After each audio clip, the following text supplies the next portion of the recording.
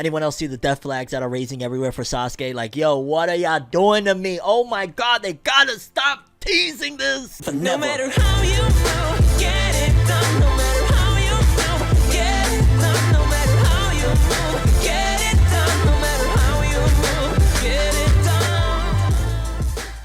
Because, yo, dog, what are they doing with Boruto? First of all, why is it that on chapter 69, the entire chapter is about everyone feeling a certain way thanks to Eida's ability towards Eida? I mean, dog, it's like they geniusly mapped this all out to drop on 420 chapter 69, and it was one of the most, oh my god, type of chapters of Boruto I've ever seen. It was so much like between romance and all of that. They just went nuts with this one. It almost felt like it was genuinely dedicated and catered towards the 420 release and the chapter number and ay. By the way, people, before we go any further, make sure to hit that subscribe button and that bell to get all notifications, because there might be some more Boruto insanity coming in the near future, and I want to make sure I update you guys on everything going on. Yo no sabe lo que ellos están haciendo, pero vamos a hablar del Boruto. Vamos. Capítulo 69, ¿verdad? Imagínate si yo podía hablar todo este video diciendo en español, Ave María, pero yo no puedo hacer eso, tú sabes. But yo, for starters, I want to commend again the colored page of Delta. It looks sick, all of that good stuff in Boruto 69, because, like, yo, I gotta give credit to Ikamoto. As much hate as he's gotten, like, for starters, Eida's character design is 10 out of 10 in terms of everything from the shading to the coloring of the hair. Like, he's did a phenomenal job on that, and I think a lot of that is due to, now that I think about it, because I even feel the same way with Kawaki, that, like, his art, because it's brand new to me and because it's from him, it doesn't bother me, because there's not a massive switch. Even though now Boruto's manga, like this chapter, I don't feel like, oh my god, the character designs are so off like I did early on, but like, oh my god, Eida's character design, he just really went off. She looks like she's straight out of a different series altogether. But I ain't gonna lie, there's a lot of things that we need to discuss. For starters, one of the biggest things is Eida and Amado and their relationship in this chapter and what the hell happened. Because the entire time in the chapter, Amado was scared to death. He thought she was dead. He's like, how are you still alive? Makes me wonder, is that the daughter he was talking about? What's going on here? And it was just kind of like madness. And I ain't gonna lie, I really like the pacing of this chapter. I think it was done very nicely, considering it wasn't anything like super action packed, but Ikamoto made sure to transition between scenes of what's going on all over the manga. So we jumped from that, then we got Sasuke and Boruto scene, and that was probably the most, if not one of the most important scenes of the entire chapter. But I feel like yet again we're going down a route that I don't know if they're going to be able to fulfill, and if they do, how the fandom is going to feel. Like, I feel like, honestly, killing off Sasuke is just going to make too many people drop this series forever. Like, I feel like the best thing they can do, and I'm going to be honest with you, and maybe I'm wrong on this, but I feel like the best happy medium they can do to make it that, like, hey, something crazy happened, is to do a massive fake out of, you think Sasuke's dead, and maybe Sasuke gets severely injured and is like, I don't know, think of Obito in the freaking cave when he fell through, and, you know, he was with Madara, minus all of the Madara stuff, and maybe he's just injured for a long period of time and can't get back to the story, and that's how you, like, kind of remove him at the same time from, you know, being the big sensei and the kids being the kiddos. Because during their conversation, for starters, Sasuke apologizes to Boruto, and I was like, wow, he's apologizing. You know, he apologized, saying that basically everybody should look at him as it's his fault. He's the reason that, you know, Kawaki and Boruto went through a lot of things, because at the end of the day, he's like, yo, I'm your sensei, and, you know, to make up for it, he gives him this headband. He's like, yo, don't worry, it's yours now. And then he gives this speech that I'm like, yo, dog, what are you doing? Because he tells Boruto he might be the one whose resolve is tested next, and I ain't gonna lie, that had me worried, and it has me sad, and it has me like, are they gonna do it this time? Like, what didn't happen to Naruto, what a lot of people thought was supposed to happen and was going to happen, and ultimately didn't, with Ishiki of dying with the Baryon mode,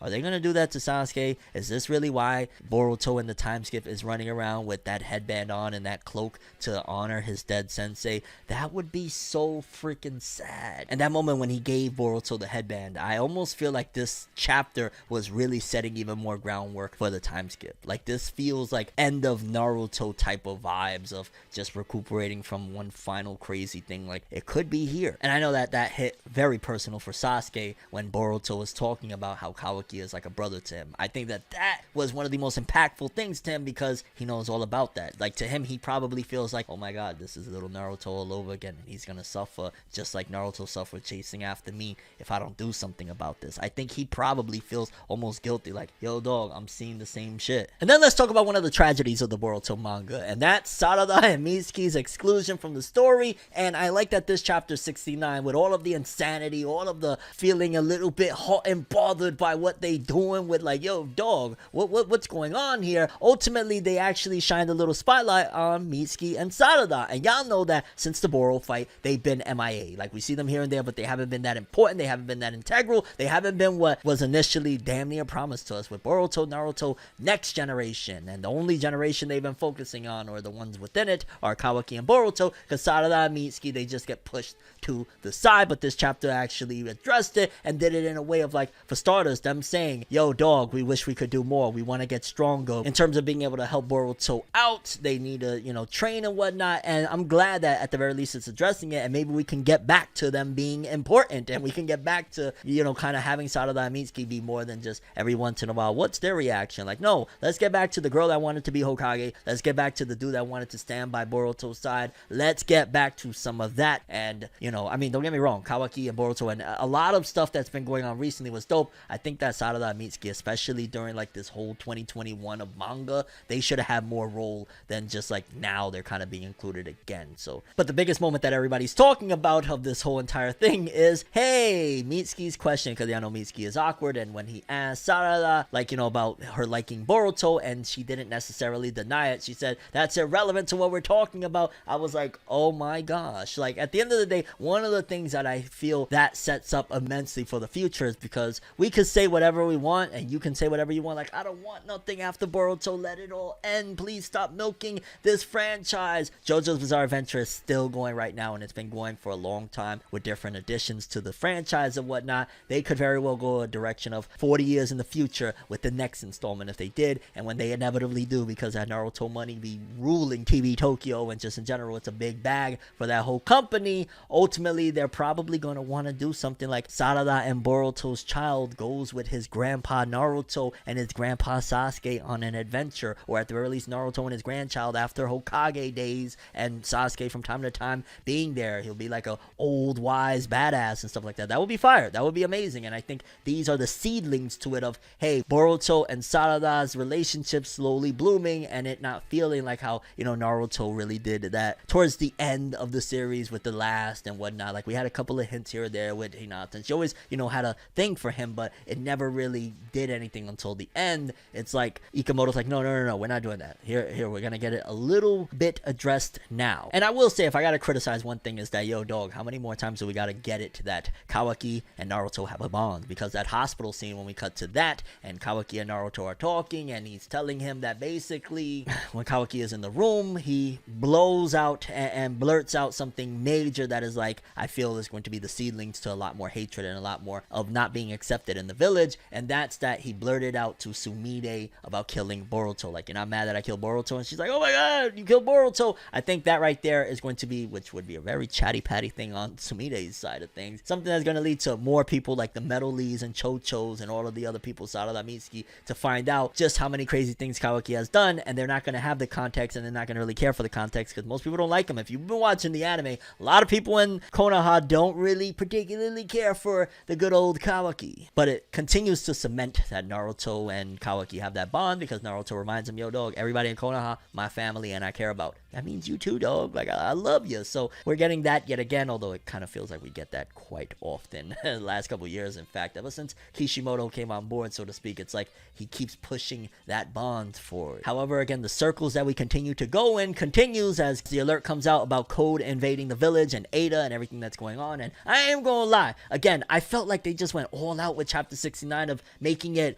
a gag series. Like, Shikamaru's design and his face and a lot of the characters just look so goofy and zany throughout it, because it's inexplainable how they're making like Eida just the most baddest bee ever that they can't stop. Like, I get it, that's a part of her ability that they, you know, are lusting over her and they just can't take it. In fact, it's described in symptoms throughout it. Amado is breaking it down and stuff, but I'm just kind of like, oh my god, what a chapter. But I think these chapters are important, and I'm glad that they do these chapters from time to time. It fleshes things out, makes us care about these characters in a different light, other than, oh my god, the world is in trouble. Like, yeah, things are bad and there's trouble, but hey, let's see things in a little bit more of a calmer and funnier light. might. And the Delta thing, at first, when I read spoilers, I was a little upset about it, but then when I got everything and I remembered, holy cow, Eida has that ability, Delta being like, oh my god, she's so cute and everything, I wasn't mad at it. I thought it was kind of cool and funny, and at the same time, it just made me a really big Eida fan. This chapter made me and solidified, like, oh no, I really rock with Eida. The fact that her appeal makes people melt like that, like Shikamaru's there sweating, everybody's sweating up in there, although I think Amado's playing it. I'm just saying, I'm calling it.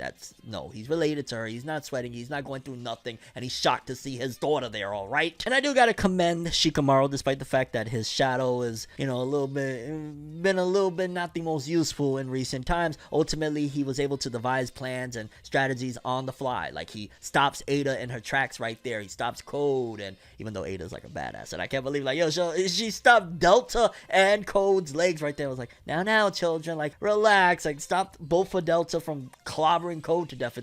But then Shikamaru's like, yo, boom, okay, because he finds out, he gets it out of her that Aida's whole goal is that she likes Kawaki, and, she wants him to be her boo thing. And Shikamaru on the fly, right, considering the fact that, and I feel bad because I've given Shikamaru a lot of shit, and it's still like, I wish Shikamaru would just clean their clock, but unfortunately, he's been outclassed in recent times in the manga. The fact that he was able to deduce all of this and say, yo, tell Naruto and them don't come, like, stop everything right now, I got a plan, and he deduces, like, yo, dog, this is like, I'm a millennial and this is Gen Z, bro, let me try and work around this shit, and says, hey, yeah, I could bring you to your man, come to Konoha. I was like, Shikamaru, I'm sorry I doubted you. You're dealing with some crazy shit. It's like Krillin going up against Perfect Cell. Like, he's trying his best. And honestly, with all that being said, this chapter of Boruto was insanity. Was it the typical battle chapter? There was some action, you could argue there. Delta trying to strike anybody she could, although she was kind of useless in that aspect. But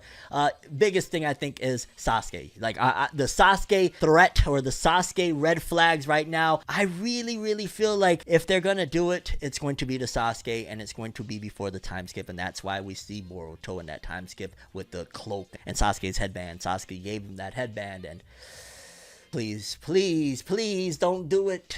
But I'm curious what you guys think. For starters, big question. I guess let's ask the biggest question. Sasuke, is he going to bite the big one? Are these false red flags? What do you think about that? Also, did you really feel a way about the Boruto x Sarada pairing thing that went down? And your overall thoughts and expectations for the future of Boruto with Chapter 70 and beyond? Craziness. But that's a lot for this one. I'm Forneverworld, and as always, people, have an awesome day. And remember the golden rule. Anime and manga for life, bye. Have an awesome day. Peace in, and woo! Make sure to subscribe and hit that bell for all notifications. I'm just saying. So